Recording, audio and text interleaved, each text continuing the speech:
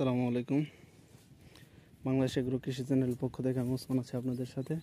এখন আপনাদের সাথে যে বিষয়টি আমি শেয়ার করব সেটা হচ্ছে ধানের গুছা কীভাবে মোটা করা যায় এবং বেশি থেকে বেশি কোষ দিয়ে ধানের ফলন বৃদ্ধি করা যায়, এবং আমরা সে তথ্য দিয়ে আপনাদের সহযোগিতা করব। এজন্য আমরা প্রত্যন্ত এক অঞ্চলে হাওর অঞ্চলে আসছি। সেটা হচ্ছে আমাদের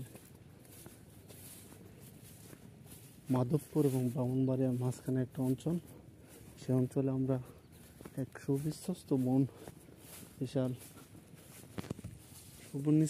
সুবিন্যস্ত এক বিশাল বনে ধান নিয়ে আলোচনা করব।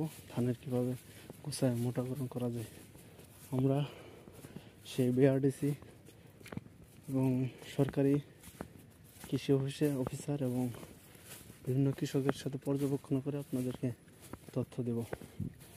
সেই পর্যন্ত আপনারা সাথে থাকুন এবং আমাদের ভিডিও দেখতে থাকুন। গুছাগুলো মোটাকরণে আপনাদের আমরা পটাশিয়াম, জিঙ্ক এবং বিভিন্ন সালফার সহ কীটনাশকের নাম বলবো, সেগুলো দিলে আপনারা সাকসেস হবেন। এবং অন্যান্য যত প্রকার তথ্য দেওয়া যায় আমরা আপনাদের দেব। সে পর্যন্ত আপনারা আমাদের সাথে থাকুন। আসসালামু আলাইকুম।